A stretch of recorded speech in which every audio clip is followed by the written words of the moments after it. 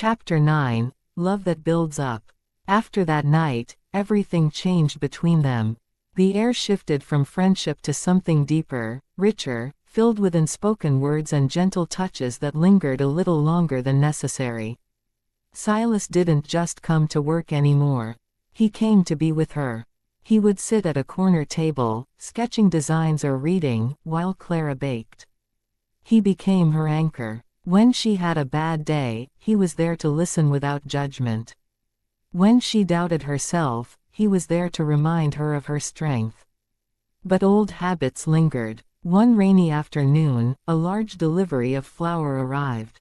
The driver was rude, loud, dismissive, treating Clara like she didn't know what she was doing or ordering. Immediately, she shrank back. She nodded meekly. She accepted the wrong delivery time just to make him go away. When the truck drove off, she sank onto a crate, frustrated and angry with herself.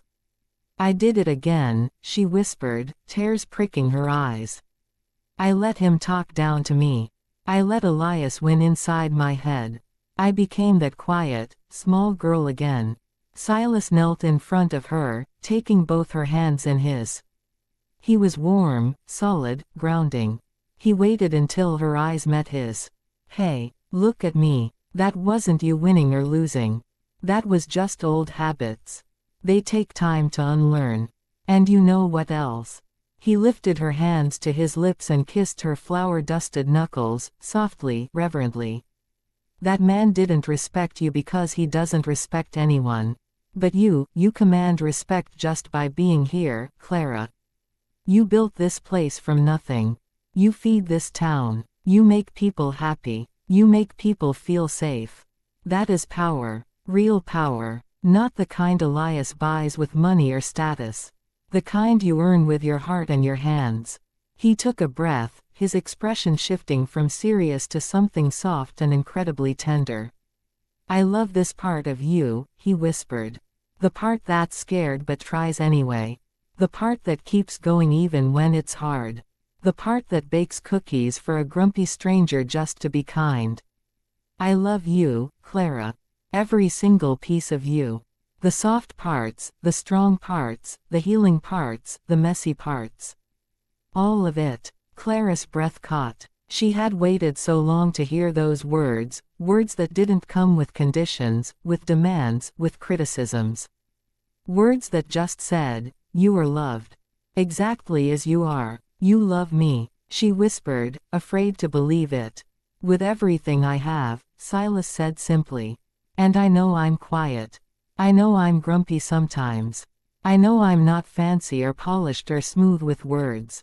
But I will spend the rest of my life proving to you that you are enough. That you are perfect exactly as you are.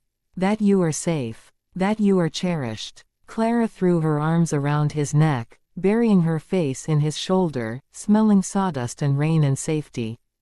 For the first time in years, she felt completely whole. "I love you too," she cried.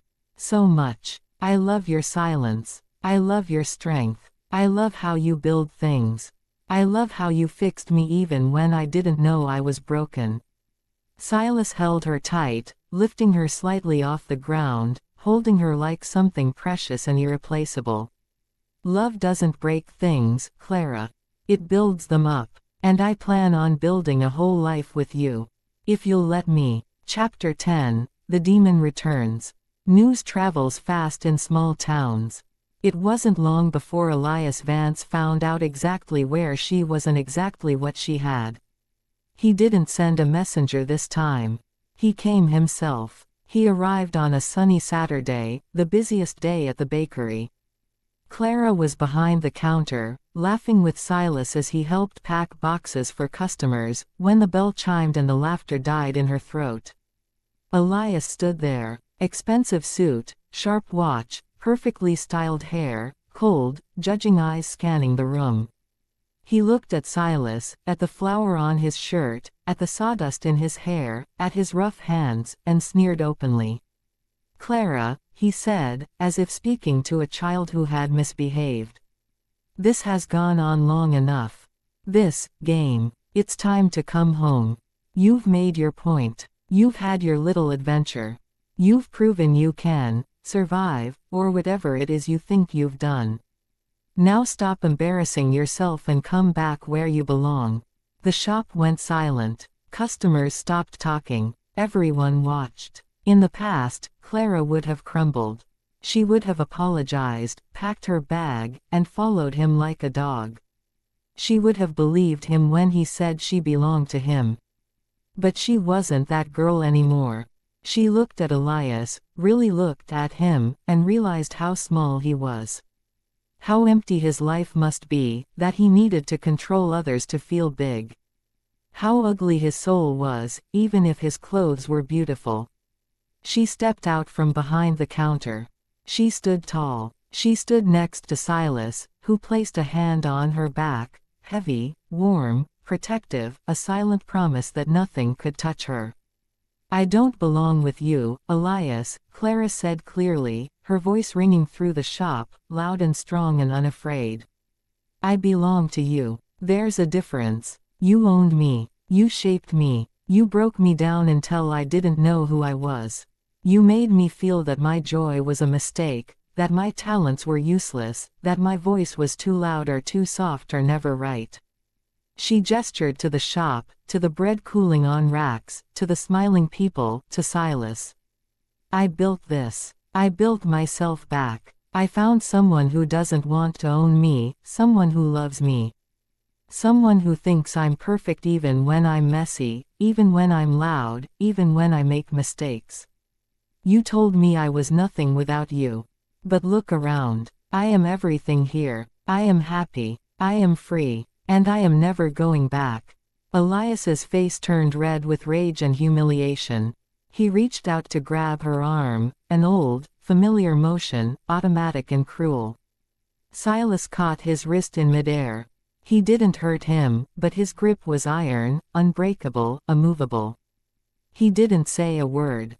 He just looked at Elias with eyes as cold and hard as steel. "You heard her," Silas said, his voice low and terrifyingly calm. "She belongs to herself now.